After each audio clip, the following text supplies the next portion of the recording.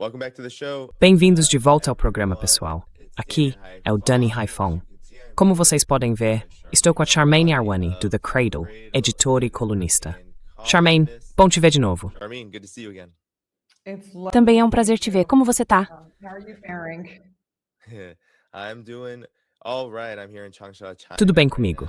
Tô aqui em Changsha, na China, aproveitando um pouco. Tô bem cansado por causa do fuso horário. Mas, claro, continuo acompanhando o que está acontecendo no mundo, já que as coisas mudam tão rápido. Então, muito obrigado por estar aqui comigo para falar sobre isso hoje. Pessoal, não esqueçam de curtir o vídeo, isso ajuda muito o programa. E vamos direto ao assunto. Charmaine, vamos começar pelo bloqueio. O Cradle, o seu Cradle, publicou que as exportações de petróleo do Irã continuam altas, mesmo com o bloqueio, que o petróleo bruto de abril de 2026 está sendo reportado em níveis elevados, saindo do Irã, apesar desse bloqueio. Também temos relatos de uma frota paralela, com mais de 20 navios, 26, para ser exato, que teriam conseguido driblar o bloqueio na última semana.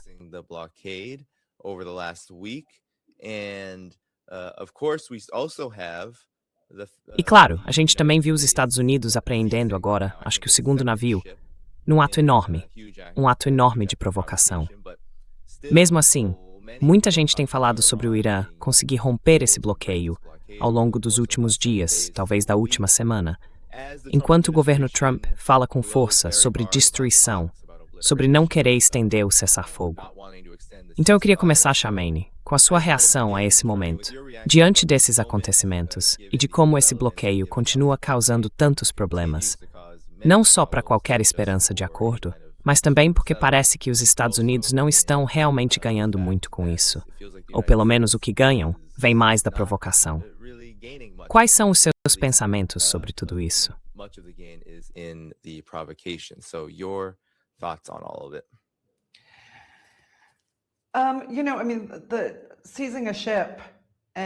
Olha, apreender um navio é obviamente ilegal, assim como é ilegal a guerra dos Estados Unidos contra o Irã. Tem tantos aspectos disso que são ilegais que simplesmente não dá para, não dá para justificar o que aconteceu hoje. Eu imagino que isso tenha acontecido por causa da postura meio maximalista do Trump em relação a tudo, né? Aquela atitude de sempre começar com uma ameaça. E claro, talvez ainda mais porque não há nenhum sinal de que qualquer membro da equipe de negociação iraniana, nem mesmo a equipe avançada, tenha saído do Irã em direção a Islamabad. E não vamos esquecer, amanhã é o dia D. Amanhã é o último dia do cessar-fogo temporário que foi criado para abrir espaço para as negociações baseadas nos 10 pontos do Irã e aceitas pelos Estados Unidos como tal. E parece que os Estados Unidos recuaram em boa parte disso e ainda introduziram... Enfim, de novo, não dá para justificar esse comportamento. Então eu imagino que seja por isso que eles abordaram outro navio.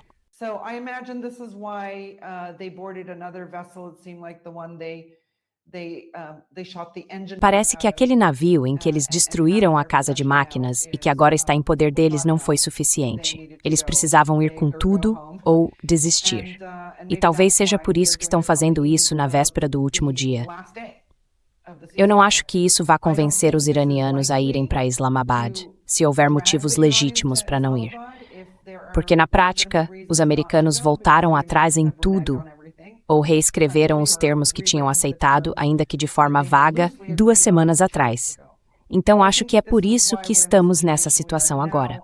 Claro, essas 2 semanas deram muito que pensar para muitos americanos. Certo? O que o nosso presidente está fazendo? Porque ele muda de posição o tempo todo, não só a cada dia, mas a cada hora. E é isso. A gente meio que tem que ficar de olho no relógio agora. Porque, na verdade, até o fim de amanhã, quarta-feira, ou vai ter um acordo, ou a guerra pode voltar a acontecer.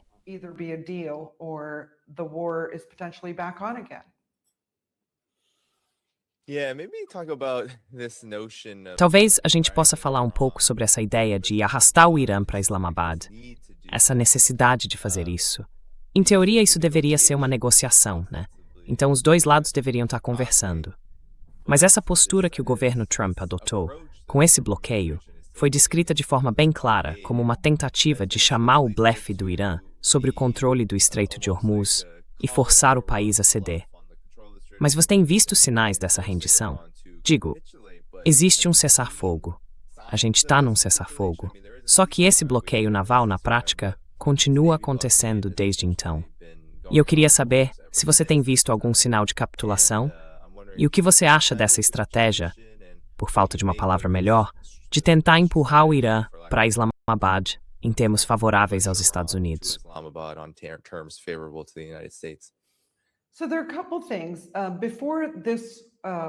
Então, tem algumas coisas aí. Antes disso, antes da guerra começar em fevereiro, já havia negociações em andamento entre Teherã e Washington. E, segundo o ministro das Relações Exteriores de Omã, essas conversas já estavam praticamente resolvidas. Eles basicamente tinham concordado em todos os pontos. Era um acordo praticamente fechado, em termos que os americanos teriam considerado muito bons. Aí a guerra começou. Então, é extremamente improvável, e eu sei que alguns comentaristas iranianos já disseram isso, mas eu preciso repetir. É extremamente improvável que o que o Irã estava disposto a oferecer aos Estados Unidos no dia 27 de fevereiro seja algo parecido com o que o Irã estaria disposto a oferecer hoje.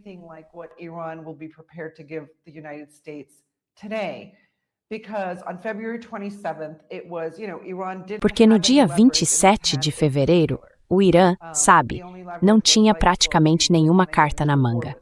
A única coisa que podia usar como pressão era algo do tipo: vocês realmente querem entrar numa guerra com a gente? Certo? Depois de já terem passado por uma em junho e de verem que o seu antigo aliado Israel quis encerrar o conflito, quase assim que começou, né? Desta vez, o Irã tem muito mais poder de barganha. Está travando uma guerra há quase 40 dias. Os americanos ficaram surpresos e os atores regionais também se surpreenderam em vários momentos desse conflito. Não só o Irã resistiu, como conseguiu garantir que nem os americanos, nem os israelenses atingissem um único objetivo.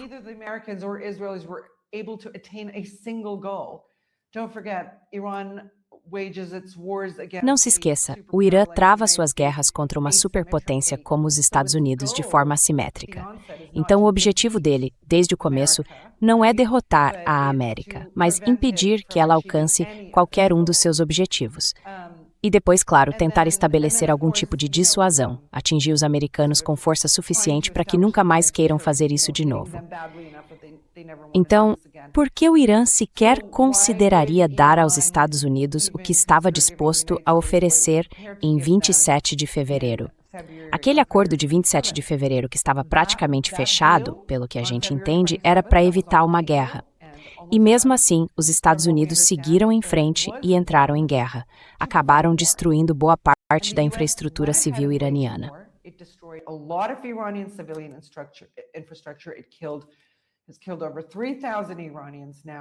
Já matou mais de 3.000 iranianos e causou, você sabe, danos na região, certo? Então é claro que não vai ter o mesmo acordo. Os americanos vão entrar, alguém como o Trump, um homem de negócios, vai pensar, bom, eles iam nos dar essas condições antes, então podemos conseguir as mesmas agora, certo? Mas não é assim que vai funcionar com os iranianos. E não tem meio termo nisso. Existe um órgão de decisão, não são personalidades individuais que resolvem essas coisas. Outra coisa bem desagradável que os americanos fizeram nessas 2 semanas de cessar-fogo foi empurrar essa narrativa de que há divisões profundas entre os líderes políticos e militares do Irã. E isso simplesmente não é verdade.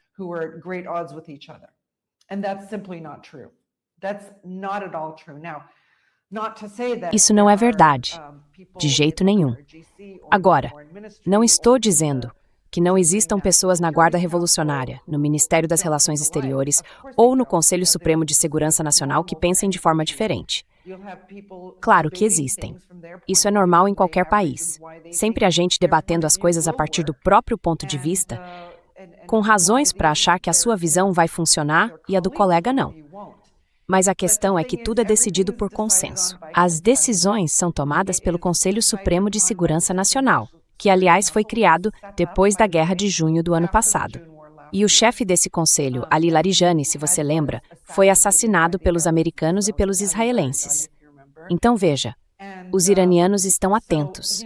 Não só os americanos quebraram as promessas sobre o Líbano, sobre o cessar-fogo no Líbano, mas logo de cara, entende?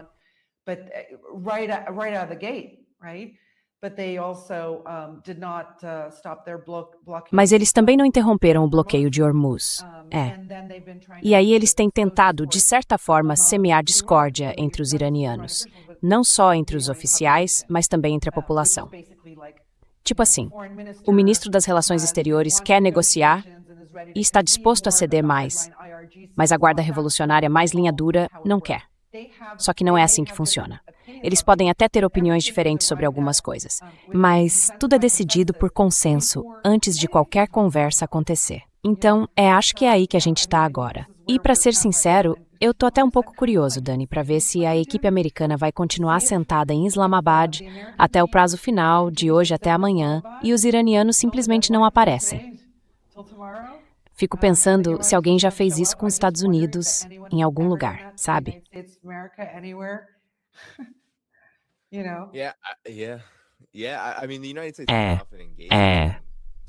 Quer dizer, os Estados Unidos não costumam participar de conversas como essa, com um peso tão grande.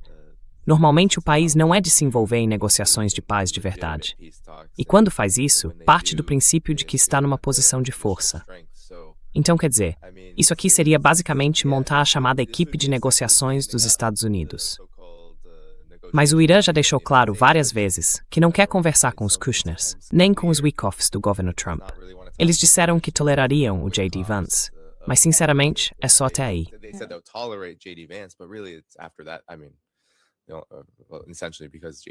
Quer dizer, basicamente porque o J.D. Vance é o único que ainda dá para conversar fora o Trump. Então sim, é bem interessante que a gente esteja meio que, sabe, fazendo a contagem regressiva agora para o fim do cessar-fogo. E tem uma dinâmica aí, Charme, sobre a qual eu queria te perguntar. Eu li essa ideia de que as exportações de petróleo do Irã aumentaram, ou estão em um nível alto, justamente no momento em que há um bloqueio e várias histórias de destaque estão surgindo. Por exemplo, vocês no The Cradle noticiaram que outro navio foi apreendido, um petroleiro ligado à China, que o Trump afirmou que tinha, sabe, peças para drones. E ele disse algo como, bom, a China fez isso.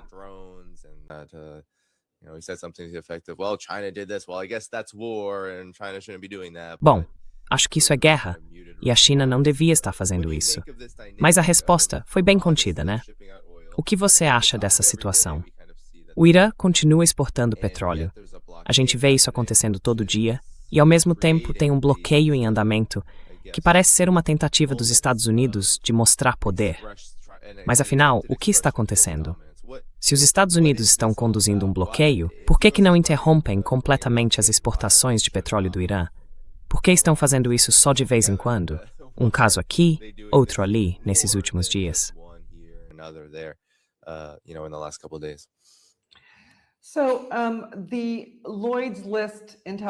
Então a Lloyd's List Intelligence publicou hoje, acho que foi hoje, uma matéria dizendo que pelo menos 26 navios da chamada Frota Sombra iraniana conseguiram driblar o bloqueio dos Estados Unidos. E eu acho que parte disso é carga iraniana. Não sei se é tudo relacionado a petróleo, mas o ponto é o seguinte. Desde o começo, a gente sabia que os iranianos tinham algo em torno de 150 milhões de barris de petróleo espalhados pelos mares do mundo, prontos para serem entregues aos compradores caso houvesse uma guerra prolongada. Ou seja, eles já tinham o estoque preparado. Agora, esse navio-tanque específico, que foi abordado e apreendido pelos americanos, aparentemente estava na região da Ásia-Pacífico. E, ao que tudo indica, era um navio a caminho da China.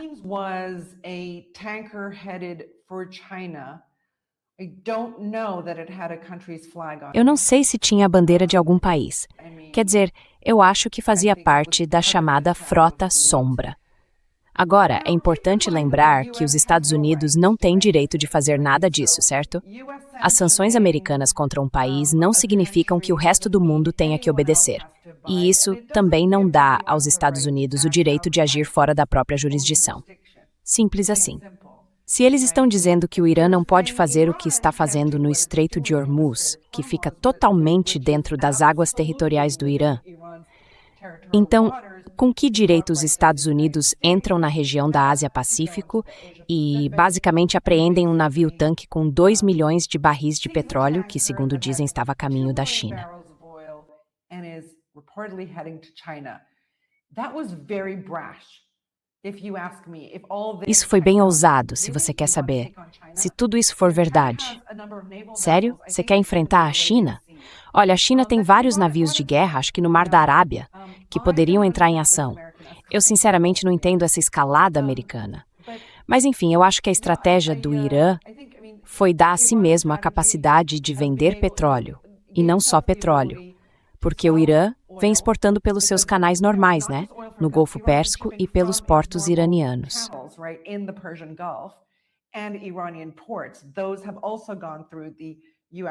Esses também passaram pelo bloqueio dos Estados Unidos.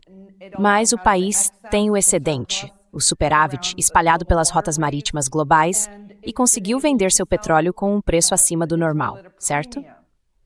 Então, tem dois aspectos nisso.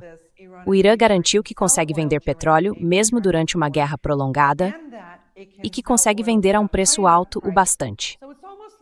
É quase como se estivesse vendendo petróleo por 4 meses em vez de 2, porque o preço e a capacidade de vender acabaram favorecendo o país. Ou seja, eles não perderam o ritmo. Eu li hoje, Dani, que os russos estão reduzindo a produção. A gente não está prestando atenção suficiente ao que está acontecendo no conflito entre Ucrânia e Rússia, porque tem muita coisa sendo atingida para dificultar a capacidade da Rússia de movimentar seus recursos energéticos e fazer suas vendas de energia.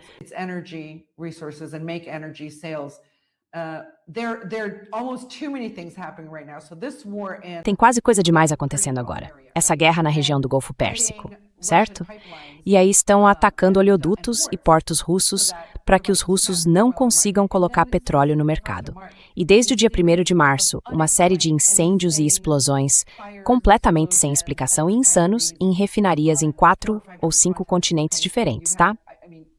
Então acho que todo mundo lembra da refinaria no Texas. No começo da guerra, a gente se perguntou, será que aquilo tinha algo a ver com o Irã? Mas não.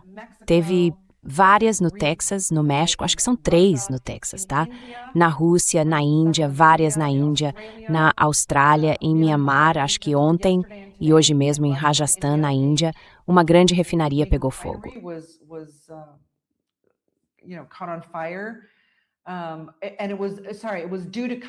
E estava prestes a entrar em operação e a ser lançado. Aí em Mianmar, uma explosão num porto de navios-tanque de combustível. E hoje no Texas, um incêndio num poço de petróleo, uma erupção, né? Tem muita coisa acontecendo agora que é difícil de explicar. E se o petróleo não chega aos mercados, muitas refinarias dos Estados Unidos acabam fechando. Sabe o que eu quero dizer? Eu ainda não consegui juntar todas as peças. Só tenho a sensação de que talvez o objetivo dessa guerra não fosse só o Irã. Parece que tem algo muito maior e mais sombrio por trás. Não pode ser simplesmente para deixar o mundo todo dependente do petróleo e do gás de xisto americanos. Não pode ser porque eles não têm o suficiente. Mas tem a ver, em parte, com aquela ideia de que se a gente afundar, os outros afundam junto. E isso é bem preocupante.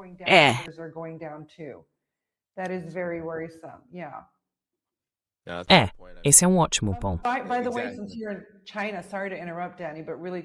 Aliás, já que você está na China, desculpa interromper, Dani, mas rapidinho, a crise global causada por essa guerra, na dificuldade de conseguir energia de combustíveis fósseis, acabou gerando muito interesse em tecnologias de energia limpa. E a China está se beneficiando muito disso. As exportações chinesas de baterias, veículos elétricos e produtos solares dispararam em março, chegando a quase 22 bilhões de dólares. Isso é um aumento de 70% em relação a março de 2023. Sabia?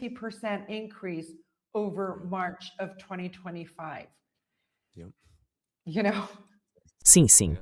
E se você vier aqui, e até mesmo olhando para a plateia, dá para ver claramente que a China está mais do que disposta. Quer dizer, antes de tudo, eu estive aqui, já visitei 4 cidades até agora nessa viagem, e em nenhum lugar há pânico em relação à energia. Não existe uma política, não tem, o que muitos países estão fazendo agora, racionamento, aumento abusivo de preços, esse tipo de coisa para tentar compensar a perda de receita do petróleo, ou a redução no fornecimento, na geração de energia e tudo mais. Nada disso está acontecendo aqui. Em grande parte porque a China se preparou para isso. in large part because China was prepared for this. Not only is China the A China é, não só a líder mundial, sem disputa, em consumo, produção e comércio de energia renovável, mas também está preparada em outro aspecto. O que resta do seu estoque de energia, que ainda depende só 20% de fontes estrangeiras. Eles acumularam reservas para conseguir resistir a qualquer tipo de choque no mercado de petróleo. E o Irã, e essa estratégia de tentar cortar, eu acho que isso faz parte, cortar o Irã da China. Parece que os navios-tanque que estão sendo atacados têm como alvo principal a China.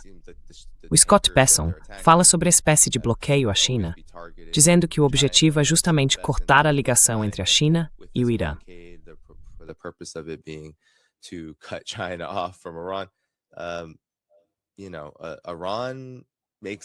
Sabe, o Irã representa uma parte desses 20%, uma boa parte, eu diria, desses 20% que ele recebe do mundo. Mas ainda assim, é uma quantidade que pode ser substituída de forma razoável. E isso levanta a questão que você mencionou. Isso vai muito além de simplesmente mudar o regime do Irã, o que, claro, é uma parte importante dessa guerra. Mas há consequências globais enormes aqui, sem dúvida. E é curioso que os Estados Unidos estejam conduzindo as coisas dessa maneira, porque não tem nem a força, nem a eficácia, nem mesmo o poder técnico e militar necessários para alcançar a mudança que querem ver. E isso, eu acho, é algo que chama atenção.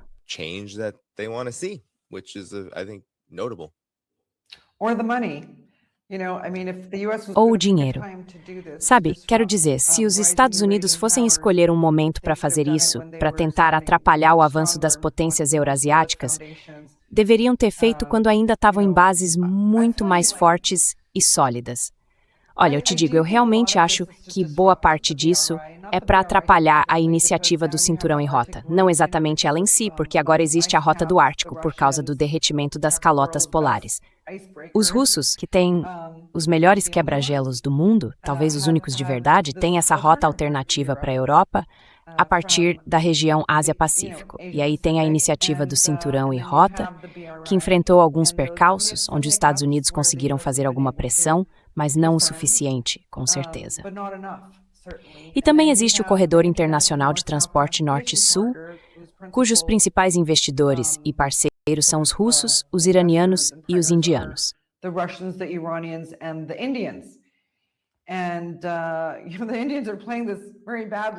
E os indianos estão jogando muito mal. Se eles querem vencer a China na Ásia, tentando minar seus dois parceiros e a única grande rota que eles têm funcionando por lá. Então eu acho que o que está acontecendo é uma de causar disrupção nessas coisas, de atrapalhar as cadeias de suprimento dos adversários, mas é como se estivessem usando uma metralhadora para resolver um problema que exigiria um atirador de elite. Entende o que eu quero dizer? Tá tudo simplesmente saindo de controle. E olha, se alguém ainda tinha alguma dúvida sobre quem explodiu o Nord Stream, o grande gasoduto entre a Rússia e a Alemanha, o Nord Stream 2, que estava prestes a entrar em operação, eu acho que hoje ninguém mais tem dúvida, porque estamos vendo esse tipo de explosão acontecendo em vários lugares.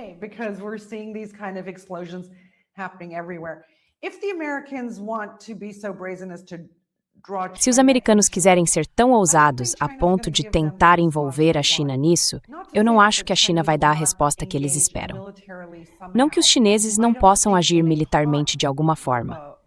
Eu não acredito que seria num cenário de conflito direto, mas eles podem sim enviar seus navios de guerra para essas águas em disputa e, de certa forma, proteger as rotas de navegação.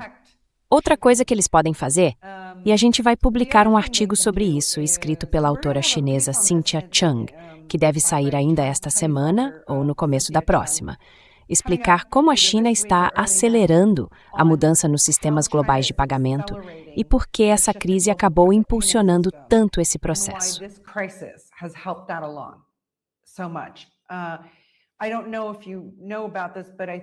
Não sei se você ficou sabendo disso, mas acho que faz mais ou menos uma semana, talvez uns 10 dias, o governo chinês publicou um conjunto de diretrizes, tipo novas leis, novas regras, que basicamente dizem o seguinte: se alguém prejudicar os interesses de segurança nacional ou os interesses econômicos da China, essas novas regras permitem que o país haja imediatamente, confiscando, apreendendo e por aí vai, uma espécie de reciprocidade, digamos assim. E eu acho que eles fizeram isso se preparando para o que imaginam que pode acontecer nesse campo de batalha na região. Então, talvez a apreensão de 2 milhões de barris de petróleo destinados à China acabe acontecendo de um jeito bem diferente do que os americanos estão esperando. E eu não faço ideia do que o Trump está pensando. Ele vai para lá no mês que vem, sabe? E ele acha que o Xi Jinping vai receber ele com um abraço enorme, é isso que ele acha que vai acontecer. Ah, tá bom. Olha, sinceramente, eu não sei. E não sei se você viu aquela matéria do Wall Street Journal, era do Wall Street Journal, né? Sobre como o Trump anda tomando decisões, esses bastidores das coisas, e como estão evitando levar ele para salas de situação porque ele é tão imprevisível e impulsivo. Esse tipo de coisa é assustador, né? Que o chefe do Estado-Maior Conjunto era ele mesmo, né? O Kaine, já tô até me confundindo. Dan Raising Kane. Acho que esse é o nome dele. Pois é, tipo, ele saiu da reunião porque o Trump queria os códigos nucleares. Mas olha, não é só a mídia alternativa que está falando disso, não. É o Wall Street Journal. Então acho que tem muita preocupação com o Trump, com o jeito que ele está agindo, como ele está afastando aliados históricos, não só no Golfo Pérsico, que a gente devia discutir mesmo, mas também na Europa. Agora já tem, acho que 4 ou 5 países que se juntaram à Espanha e à Irlanda na ideia de cortar as relações comerciais especiais que eles têm com Israel.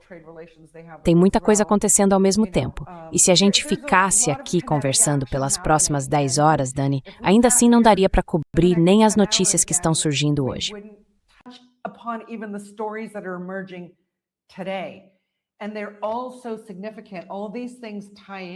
E tudo isso é muito importante. Todas essas coisas estão ligadas ao que está acontecendo no mundo. Veja, as políticas agora. Por exemplo, se um acordo de cessar-fogo fosse fechado amanhã, bem no dia D, ainda assim levaria meses para conseguir o que é necessário em toda a Europa, em todo o Extremo Oriente, entende? Simplesmente não dá para colocar o petróleo e o gás em operação e transportar de um dia para o outro. Não é assim que funciona. Então, mesmo que um acordo de cessar-fogo fosse assinado amanhã, a escassez continuaria até junho e talvez até mais. Nunca vimos uma interrupção de fornecimento desse tipo na história. Não existe precedente, não existe manual para isso.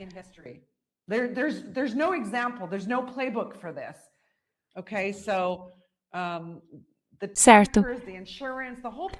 Então, os petroleiros, o seguro, todo o processo para chegar até lá, é isso que realmente precisa ser explicado para alguns americanos mais empolgados que querem voltar a uma guerra com o Irã, achando que os Estados Unidos e Israel reabasteceram suas armas em 2 semanas. Eles simplesmente não conseguem fazer isso. Eles não têm a capacidade de fabricação nem de produção para nada disso, tá? Se você olhar quanto tempo levou entre a guerra de junho e a guerra de 28 de fevereiro, dá para ver quanto tempo Israel levou para se reabastecer, certo?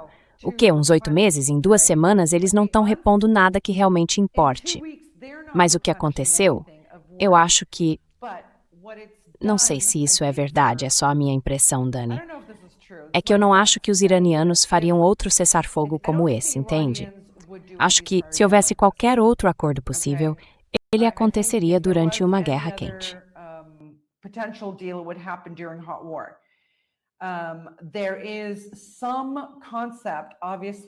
Existe uma ideia claramente na cabeça de quem vive dentro daquela bolha de Washington de que, ao interromper a guerra, eles meio que esqueceram tudo o que aconteceu antes, né? Quase 40 dias do que o Irã fez. E eles sabem que o Irã ainda não mostrou toda a sua força militar. Então parece que eles apagaram isso da memória e simplesmente retomaram as conversas com o Irã do ponto em que estavam em 27 de fevereiro, com exceção do Estreito de Hormuz, que agora entrou na pauta. Mas não é assim que as coisas funcionam. E eu acho que talvez alguns iranianos tenham percebido que isso deu a eles uma pausa para, digamos, trabalhar de novo nas suas narrativas. Para ser bem sincero, eu não vejo isso se repetir. Se desta vez não houver cessar-fogo e a guerra recomeçar, eu não acredito que vá haver outro cessar-fogo a menos que um acordo esteja de fato assinado. Essentially signed off on. Sim, não. Todos esses são ótimos pontos. E sobre a situação do petróleo que você estava explicando, uma das teorias que eu ouvi sobre o motivo de os Estados Unidos e algumas pessoas também suspeitam de Israel, especialmente por causa dos atos de sabotagem, é que tem acontecido muita sabotagem de fato, mesmo fora das ações de retaliação do Irã. Retaliações legítimas, legais, dentro das leis de guerra, contra os ataques dos Estados Unidos e de Israel, que tiveram como alvo o setor de energia. Mas também houve sabotagem em lugares como a Arábia Saudita. O Kuwait passou por isso e agora está declarando força maior em vários de seus contratos. E com tudo isso, surgiram teorias de que boa parte da política externa dos Estados Unidos, e claro, com Israel por trás, pressionando também, tem sido uma tentativa de cortar o acesso da China aos mercados de petróleo, para forçar o país a comprar dos Estados Unidos.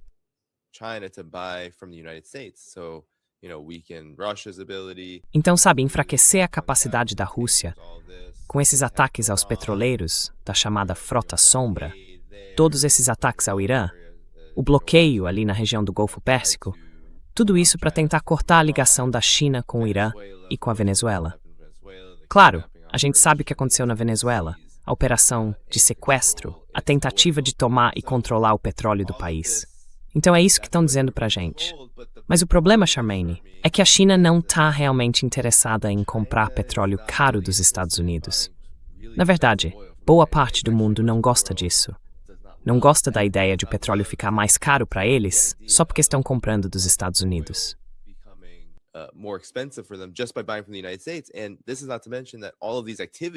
E isso sem nem mencionar que todas essas ações, especialmente a guerra com o Irã, aumentaram o custo do petróleo. E bom, isso vai acontecer inevitavelmente se os Estados Unidos realmente estiverem tentando alcançar algum tipo de domínio sobre gás e petróleo no mundo.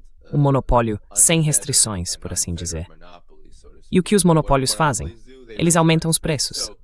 Então a China não vai aceitar isso. E eu não sei se existe algum tipo de cálculo em que os Estados Unidos acham que a China e outros países, especialmente a China, vão simplesmente dizer: tá bom, agora a gente compra o seu petróleo.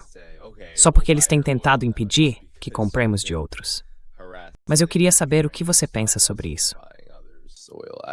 But I'm wondering what you think about this. No, that's a very 20th century expectation. Não, isso é uma expectativa muito do século XX. Agora, a gente está num conflito global por hegemonia. Bom, para alguns é para manter ou expandir essa hegemonia, para outros é literalmente para ter liberdade de movimento, de independência, para afirmar a própria soberania. A soberania voltou para o mapa. Sabe, eu acho que muita gente, eu ouço pessoas se chamando de soberanas, soberanistas e por aí vai, e é porque, de fato, é isso que as pessoas são hoje. Não tem mais essa de esquerda, esquerdista, direita, nada disso. Agora, o que a gente quer é ser soberano. A gente quer garantir, quer dizer, eu acho que muitos governos estão tendo que olhar para as necessidades da sua população de um jeito que não faziam há um bom tempo. E os bens e serviços básicos estão, obviamente, no centro de tudo.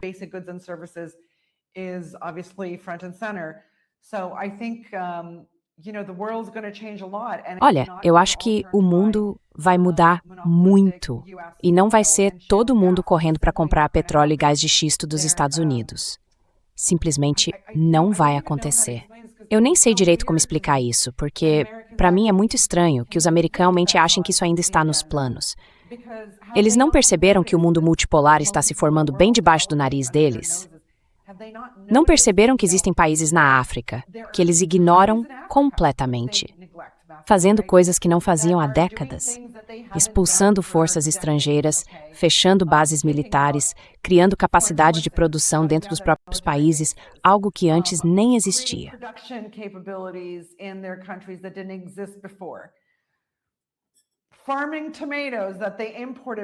Cultivando tomates que antes eles importavam. A Nigéria, um grande produtor de petróleo, finalmente abriu sua própria mega refinaria que realmente funciona, né?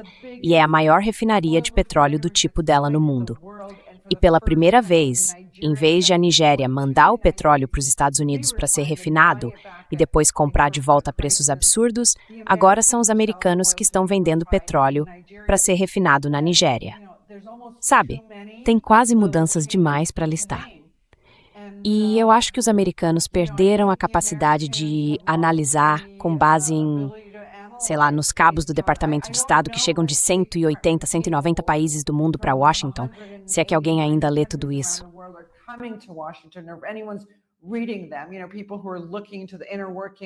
Sabe, as pessoas que estão acompanhando o que acontece dentro de todos esses estados, será que alguém realmente está olhando para isso ou tudo acaba jogado naquele grande balaio da política externa lá em Washington? Porque tem coisa acontecendo em todo lugar agora. No Iraque, por exemplo, certo? A gente cobre a Ásia Ocidental no The Cradle, então deixa eu contar um detalhe. Os americanos avisaram que, se a organização que reúne os partidos políticos xiitas no Iraque, a rede de coordenação, trouxesse de volta Nouri al-Maliki, que já foi primeiro-ministro do país. Bom, eles tiveram eleições, o Iraque teve eleições em 2025 e ainda estão tentando decidir quem vai ser o presidente e o primeiro-ministro. E por aí vai. They said if they brought in Nouri al-Maliki, all hell will break loose. So it looked last week that Nouri al-Maliki was in fact going to be, and then the Americans, we heard news yesterday that the Americans decided to freeze sending any of Iraq's oil revenues that is by American authority only supposed to come from Iraq every time they sell oil to anyone else in the world. Esse dinheiro fica guardado numa conta bancária nos Estados Unidos. São fundos soberanos do Iraque, certo? E agora os Estados Unidos estão dizendo, a gente não vai mandar o seu dinheiro, certo? Então pode ser que surja um candidato de compromisso. A gente ainda não sabe. Mas o ponto é o seguinte. Quando o Irã parou a guerra, isso significou que a guerra em várias frentes também parou. E isso fez com que, nesse intervalo de 2 semanas, os Estados Unidos e Israel conseguissem avançar até aqueles aliados do Irã na região.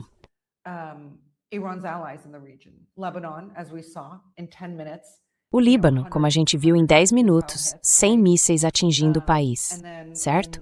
E aí no Iraque, aquele impulso que de repente tinha surgido, com a resistência iraquiana vindo com força. A gente não esperava isso nessa guerra.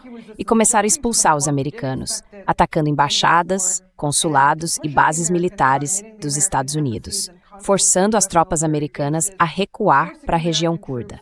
E até os curdos, veja só, negaram aos americanos o que eles mais queriam, que os separatistas curdos armados atravessassem a fronteira com o Irã e começassem a atirar durante a guerra. Eles impediram isso.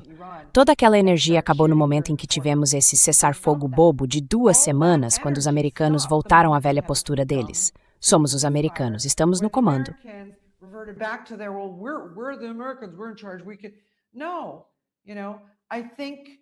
A gente poderia... Não, quer saber? Eu acho que o que quer que aconteça agora precisa ir até o fim, até que uma mudança real, uma virada de jogo, se estabeleça nessa região, pelo menos. Digo, você ouve, tenho certeza, os estados árabes do Golfo Pérsico reclamando da situação. Os americanos não só disseram para eles que iam atacar o Irã, certo? Como nem avisaram que iam parar de atacar o Irã. O cessar-fogo, né? Deixando eles à mercê do que o Irã quisesse fazer de diferente com eles. Então tem muitos elementos nisso tudo. Durante essa guerra, a tensão entre a Turquia e Israel aumentou, certo? E essa espécie de aliança entre Grécia, Chipre e Israel contra a Turquia ficou mais forte, pelo menos aos olhos da Turquia, né?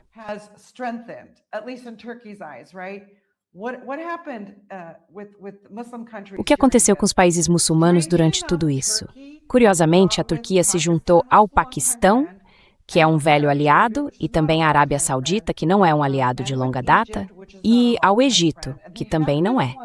E eles estão tendo, digamos assim, uma conversa, uma discussão estrutural contínua sobre como deve ser a segurança regional daqui para frente. E pelo jeito, são eles que vão acabar decidindo isso. E aí você tem os sauditas em cima do muro. Por que eles estão em cima do muro? Certamente eles gostariam de alguma forma, mostrar a força do islamismo sunita contra esse país que eles criticam há tanto tempo, o islamismo xiita, a Pérsia, certo? Islam Persia, right? But they didn't because I think they recognized straight off the bat. Mas eles não fizeram isso porque eu acho que perceberam logo de cara que algo ia mudar de forma fundamental por causa disso, e que as garantias de segurança dos Estados Unidos não valiam nem o papel em que estavam escritas, que os americanos literalmente estavam priorizando Israel e não seus aliados do leste asiático, Japão, Coreia, nem os aliados do Golfo Pérsico, nem os europeus. Então, eu acho que isso precisa continuar até que todos os outros países levem seus planos adiante, façam suas mudanças e os americanos percebam no fim de tudo que estão bem isolados. Ninguém quer fazer negócio com eles, a não ser, claro, que alguém prenda o Trump ou ele acabe hospitalizado, porque, sinceramente, eu não sei. Aliás, você sabe se existe alguma autoridade que possa impedir um presidente de... If there is any authority that can stop a president. Quer dizer, a gente vai procurar isso no Google. Todo mundo vai procurar no Google logo depois. Se a gente está pensando em impedir um presidente de, digamos, entrar em guerra, o Congresso é quem deveria ter esse poder. Mas o Congresso parece nem conseguir juntar votos suficientes para votar, para sequer apresentar uma resolução que começasse esse processo. E esse processo nem é algo simples, tipo votou e acabou. Teria várias etapas depois disso. Só que eles nem chegam a esse ponto, porque simplesmente não têm os votos. E eu acho que isso mostra um problema bem maior. Então o Congresso... O Congresso é o único? Normalmente é o Congresso que é o único. Quer dizer, a Suprema Corte não julga esse tipo de coisa. Seria o Congresso responsável por isso. E é assim que deveria ser. A administração Trump e os presidentes dos Estados Unidos deveriam recorrer ao Congresso quando se trata de guerra. Mas isso quase nunca acontece desse jeito. Porque, sabe, bom, já aconteceu, só que não depois do...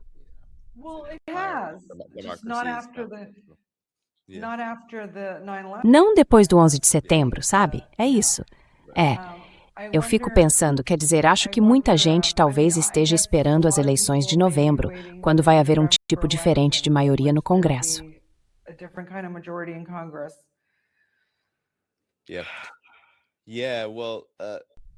É difícil dizer, mas eu queria saber a sua opinião agora sobre essas conversas, porque eu fico me perguntando o que você acha em relação ao governo Trump e o Irã.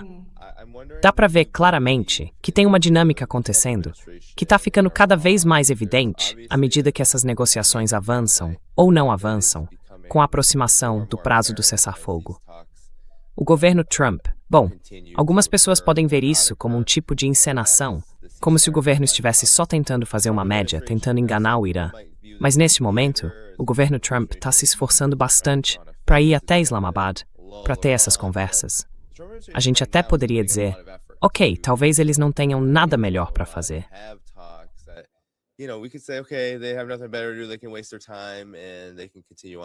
Eles podem perder tempo e continuar com esse objetivo de ficar ali, meio adormecidos, se reorganizando, ganhando tempo e reconstruindo a força militar.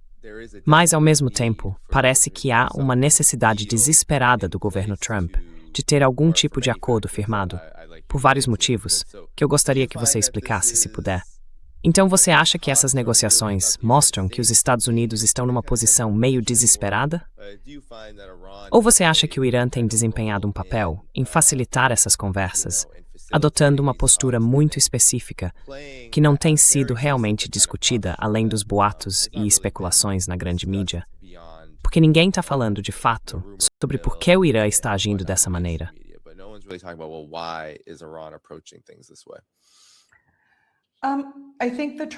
Eu acho que o governo Trump quer que essa guerra acabe. Quer dizer, eu acho que o próprio Trump quer que essa guerra acabe. Mas toda vez que ele chega perto disso, ele acaba querendo algo do tipo jogo de soma zero. He wants a zero-sum kind of result. And that's the problem, because the Americans, like the Israelis, E é aí que está o problema. cannot think in terms. Porque os americanos, assim como os israelenses, não conseguem pensar de outro jeito que não seja em termos de soma zero. Eles não entendem o conceito de ganha-ganha, como o Irã entende, como a China entende, como a Rússia entende. Eles simplesmente não entendem esse conceito. Então, eu acho que toda vez que ele tenta se aproximar disso, ele também tem vários grupos diferentes sussurrando no ouvido dele o tempo todo. E a gente sabe que o componente israelense é um desses, certo? E eles, de forma alguma, querem que a guerra pare, a ponto de, potencialmente, matarem negociadores ou pessoas influentes que possam mudar o sistema político lá, só para impedir qualquer tipo de resultado pacífico. É com isso que ele lida todos os dias, a cada hora. Ele até gostaria que parasse, mas quer que pare de um jeito que seja uma vitória de soma zero. Tudo é América, a América leva tudo. It's all America takes everything. That's not going to be acceptable for the Iranians. Isso não vai ser aceitável para os iranianos. Eles se saíram tão bem nessa guerra que publicações americanas já estão chamando o Irã de quarta potência. E por algum motivo eles deveriam se render? Não, isso não vai acontecer. Pense também que desde o começo o Irã deixou claro, e repetiu isso inúmeras vezes, nós planejamos uma guerra prolongada. E uma guerra prolongada não quer dizer só alguns meses. Pode significar anos, certo? E isso não quer dizer, sabe, que guerra é bombardear o outro todo dia. Muitas vezes é uma série de batalhas espalhadas ao longo do tempo que juntas formam o corpo de uma guerra, entende? Então o Irã espera uma guerra longa. E pode ter certeza de uma coisa, como a ambiguidade é a marca deles, os verdadeiros jogadores de xadrez da região, dá para garantir que ainda existem muitas surpresas militares, de inteligência e econômicas guardadas na manga. And economic surprises they have in store. They wouldn't have expended that in 39 days. Eles não teriam gasto tudo isso em 39 dias. Simplesmente não teriam. Então eu acho que talvez tenha sido um tipo de curva de aprendizado para os iranianos. Porque não vamos esquecer, o único motivo pelo qual eles aceitaram o cessar-fogo, e isso foi até o último minuto, Dani, foi porque os americanos cederam e concordaram que todas as bases de negociação seriam baseadas nos 10 pontos do Irã, e que o Líbano e todo o eixo do Irã seriam incluídos no cessar-fogo. Isso significa que Israel também teria que parar. O que o Irã acabou aprendendo depois é que sempre que você tenta agradar os americanos, estende um ramo de oliveira ou faz um gesto de boa vontade, eles voltam direto para sua bolha de poder e não conseguem enxergar a floresta por causa das árvores.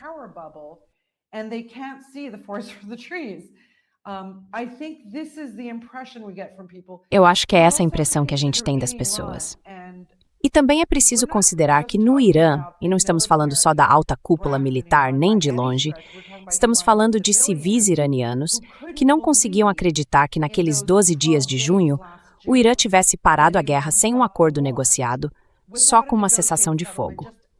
E isso aconteceu. Todo mundo respeitou, certo? Então, por isso os israelenses sabiam que dessa vez teriam que entrar junto com os americanos e destruir o Irã a tal ponto que o país ficasse praticamente à disposição deles. Claro, nada disso aconteceu.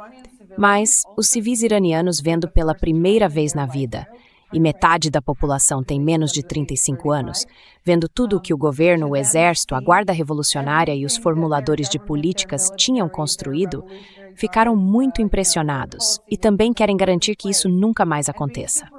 Lisa, por que você ouve com frequência esses iranianos perguntando por que a gente parou a guerra?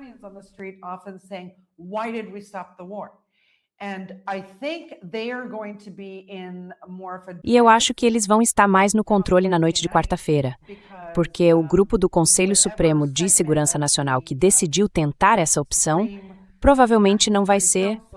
Bom, talvez não seja anulado, mas eu acho que esse órgão de autoridade no Irã aprendeu uma lição nessas últimas 2 semanas.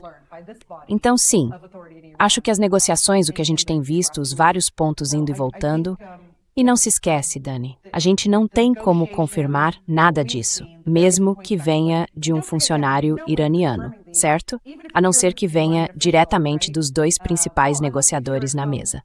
Todo mundo ouviu vários, digamos, detalhes diferentes sobre o que foi acertado e o que não foi, e também outras coisas que não costumam aparecer na mídia em inglês, mas que, pelo que parece, foram acordadas e talvez surpreendam algumas pessoas, inclusive coisas fora da área nuclear, por exemplo.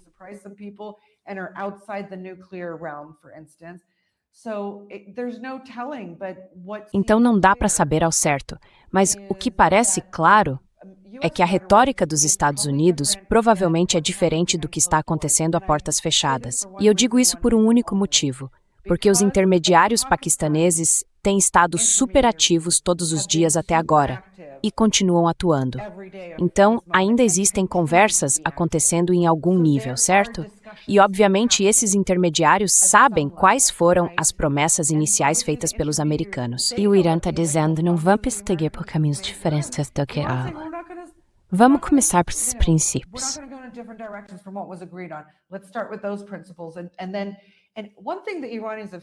Uma coisa que os iranianos têm dito é que não há nada nessa lista, nas nossas listas, certo? De temas para negociar, que não possa ser resolvido. Isso é algo muito importante para o público americano entender. Os iranianos afirmam que não existe um único ponto ali que não tenha solução. Tudo depende de quanto cada lado está disposto a ceder. Só que, claramente, os americanos não estão cedendo. E a gente sabe disso porque os iranianos nem chegaram a embarcar em aviões para ir até Islamabad, mesmo com o Trump prometendo atacar pontes e usinas logo em seguida.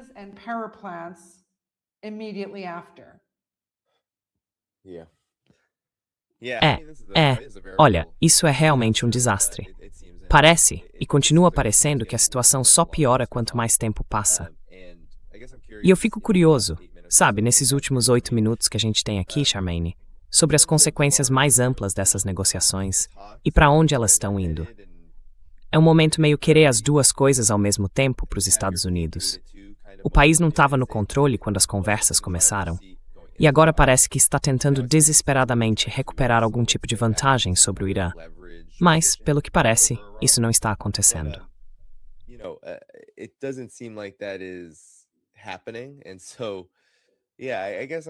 Então, eu acho que eu estou curioso para saber suas considerações finais sobre o que exatamente a gente pode esperar daqui para frente. Parece que o Irã está se preparando para uma guerra longa. E é por isso que eu acredito que ele tem participado, por exemplo, de cessar-fogos como aquele da Guerra de 12 Dias, ou como esse agora. Porque eu realmente acho que o Irã está olhando para isso num horizonte muito mais longo do que só o que está acontecendo agora. Sabe, depois de 40, 50 dias.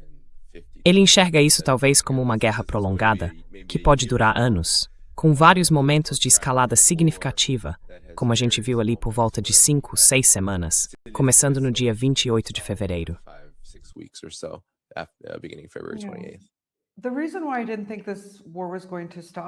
O motivo pelo qual eu não achei que essa guerra fosse parar com um cessar-fogo agora é que tem outra parte envolvida nessa guerra que os Estados Unidos lançaram contra o Irã. E essa parte é Israel, certo? Então qualquer cessar-fogo teria que incluir também Israel parando de atirar. E Israel dificilmente vai fazer isso. Quer dizer, durante o andamento dessa guerra, a gente soube que Ron Dermer, que é um conselheiro muito próximo do Netanyahu, apresentou um conjunto de regras sobre o Líbano. Zona 1, eles ficam numa zona de segurança. Zona 2, o exército deles pode entrar para, digamos, limpar as armas do Hezbollah. E a Zona 3 seria o resto do Líbano, onde o exército libanês teria que fazer o que Israel mandasse e Israel teria o direito de entrar, bombardear e fazer o que quisesse. E isso é só o Líbano. E Gaza, como fica?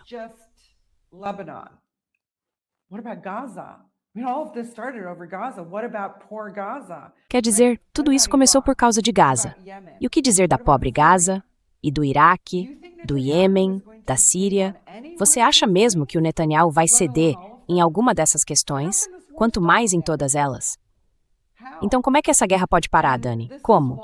E é por isso que não se trata apenas de uma vitória iraniana, porque não é assim que pensam os estrategistas e guerreiros assimétricos. Eles querem negar ao inimigo seus objetivos. Embora sejamos sinceros, a gente ainda nem sabe quais eram os objetivos dos Estados Unidos nessa guerra.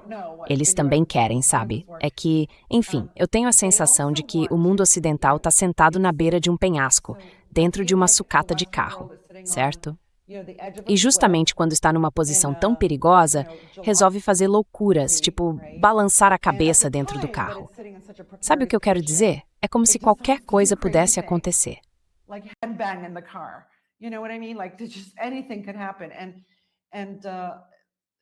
E eles estão fazendo isso num momento muito imprudente para os americanos, porque existem outros atores globais que têm eficiência, e muito mais eficiência do que qualquer país ocidental. A China consegue construir qualquer coisa da noite para o dia. E adivinha, desde a guerra entre Irã e Iraque, o Irã também consegue construir qualquer coisa da noite para o dia. Literalmente, eles bombardeavam prédios em Teherã, isso nos anos 80, e na manhã seguinte, você não via destroços. É assim de rápido que eles agem. Sabe as ferrovias, os trens que os americanos e os israelenses atingiram nessa guerra? Em menos de 3 dias já estavam funcionando de novo, certo? Então, do outro lado, há uma eficiência extrema. E por isso, qualquer coisa que os americanos façam, eles vão acabar gastando dinheiro, literalmente consumindo todos os seus suprimentos militares. E não é só aqui.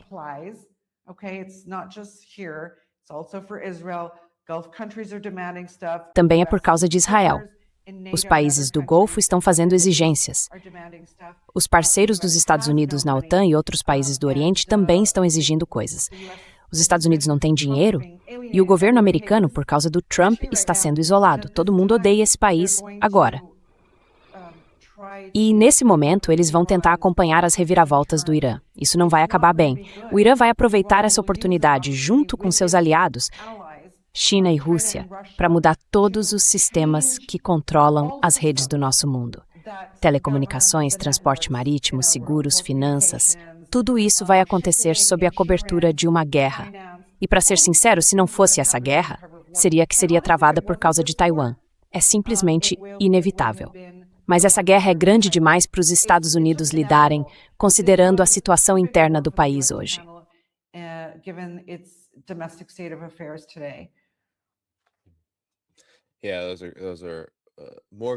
Sim, esses são ótimos pontos, Charmaine. E acho que é um bom momento para encerrar. Uma coisa que eu tenho dito para os meus contatos aqui na China é que a gente está vivendo um momento em que, do ponto de vista de um americano que mora nos Estados Unidos, que estuda sistemas de governo, o sistema de império, o governo que está no comando disso, o que ele faz, como ele funciona, dá para ver claramente o que está acontecendo. E agora eu acho que já sabemos que os Estados Unidos estão numa situação de desespero enorme para fazer tudo o que a gente discutiu aqui no programa. O país vai entrar em guerras que não só não pode vencer, mas que provavelmente vão acelerar ainda mais esse processo de declínio.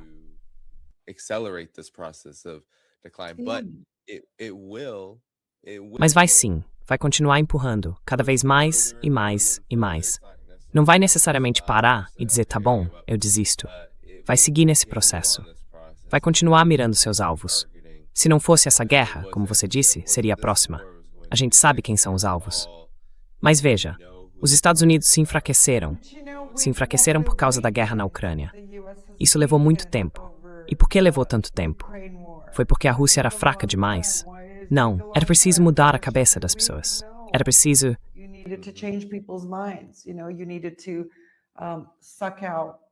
Sugar, digamos assim, esgotar as forças armadas dos seus adversários, certo? E se acontecer uma guerra com o Irã, aí é outra história. Isso atinge a economia mundial. Se os americanos nem conseguirem passar por isso e chegar até a China, aí sim seria o fim de tudo, pois é. Mas, aliás, você deve ter perguntado para pessoas na China, a China vai fazer mais alguma coisa? Você ouviu algum retorno? Fiquei curioso.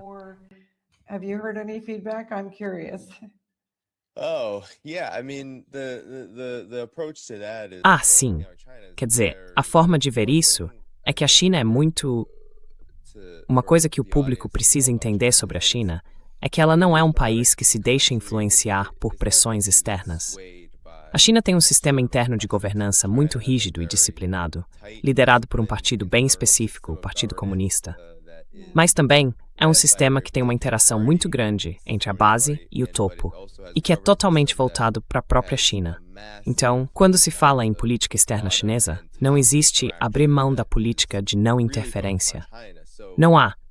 Realmente não há nenhum evento mundial que vá mudar a política externa da China, que continua sendo uma política voltada para o desenvolvimento, para a diplomacia e para não interferência nos assuntos de outros países.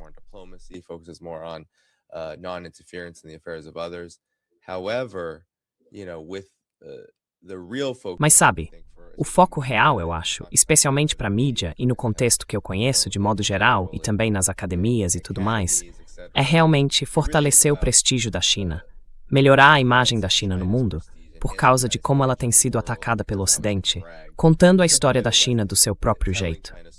E boa parte da sua comunicação e da forma como ela lida com conflitos como esse é baseada em manter os princípios. E muitas vezes, pelo menos na visão da China, isso já é suficiente. O povo chinês acredita que isso é suficiente, que isso pode gerar uma mudança real. E de fato já gerou. Mas fazer mais do que isso significaria, na prática, que a China se tornaria uma parte ativa numa guerra. E o Irã não pediu isso. Então, basicamente, a China avaliou que isso não ajudaria em nada, de verdade. Ou seja, a China reconhece a sua parceria com o Irã.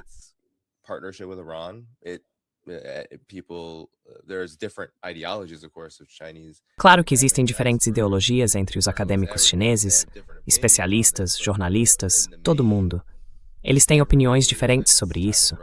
Mas, no geral, todos acreditam que é direito da China fornecer ao Irã e comercializar com o Irã o que for necessário, qualquer material que o Irã diga precisar e que a China esteja disposta a oferecer. Isso está dentro dos direitos desses dois países.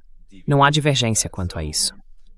Então, sim, quando se fala em fazer mais, eu sinto que muito disso, para a China, é barulho vindo do Ocidente. Porque, na verdade, esse é um país que age de acordo com o que acredita ser o melhor para a China e também o melhor para o mundo, para o fortalecimento da estabilidade e da paz. E eu acho que é por isso que a gente tem visto a China atuar tanto como diplomata, quanto como um parceiro muito importante do Irã, o que eu já mencionei e sobre o que tenho conversado com várias pessoas.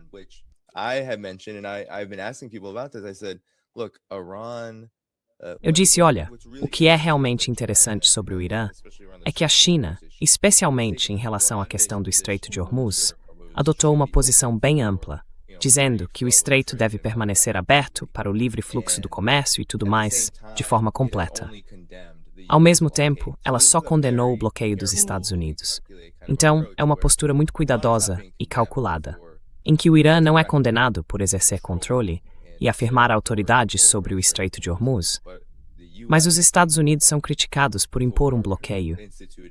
E isso está totalmente de acordo com a política da China de não interferir, mas também de entender o que realmente está acontecendo ali. E por fim, só de uma coisa.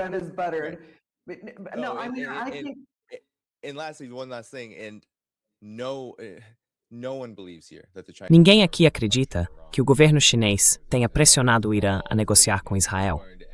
Isso é tudo notícia falsa. Todo mundo aqui diz a mesma coisa. Pode perguntar para qualquer um. Eu conversei com Zhang Weiwei, você pode ouvir a entrevista, e ele disse que não, que o governo chinês não pressionaria o Irã a fazer nada. Porque, sinceramente, a China vê esse conflito como algo tão existencial para ela, que parece que teria que violar os próprios princípios para conseguir agir de forma efetiva.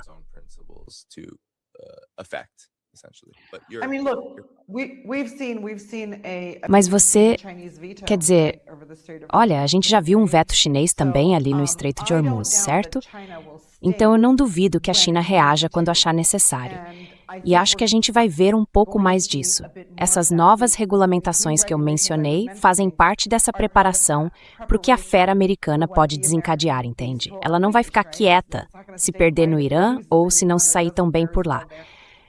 Mas eu sinto que, embora a China mantenha esse tipo de política externa muito baseada no direito internacional, tipo, não vamos interferir em certos estados e tal, os chineses são bem claros também quanto a enfraquecer seus adversários, né?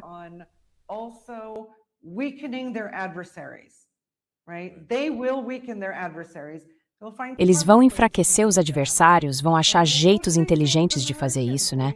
Então, o que eles dizem para os americanos? Ah, vocês vão colocar tarifa na gente, então a gente não vai fornecer minerais raros. Aí vocês não conseguem mais fabricar mísseis. Sabe o que eu quero dizer? É tiro certo. Então, eu realmente espero ver mais coisas assim. Mas, enfim, vamos ver, Dani. Se a gente fizer isso de novo daqui a 2 semanas, vai ser um tipo bem diferente de podcast, né? Pois é.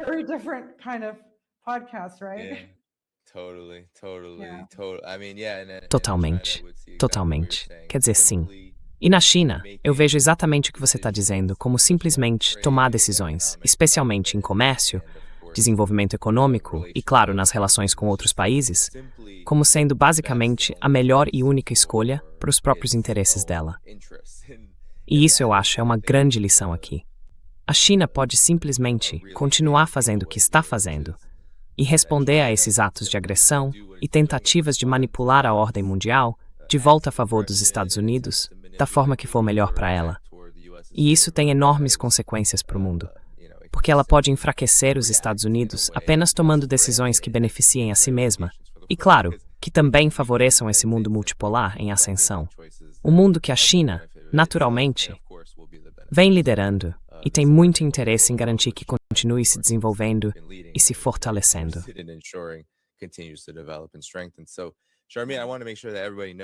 Então, Charmaine, quero garantir que todo mundo saiba que a sua publicação, a que você edita e também escreve como colunista, o The Cradle, está na descrição do vídeo. Então, pessoal, sigam ela por lá. Acredito que suas redes sociais também estão lá. Quero agradecer a todos que mandaram super chat hoje. Agradeço de verdade por isso. A todo mundo que assistiu, aos moderadores, claro, que ajudaram no chat, e também a quem vai assistir esse vídeo, agora ou mais tarde. Antes de sair, não esqueçam de deixar o like. Isso ajuda o programa a ganhar destaque no algoritmo do YouTube. E até a próxima, pessoal. Charmaine, muito obrigado mais uma vez. Cuidem-se, gente. Tchau, tchau. We head out of here. Take care, everybody. Bye-bye.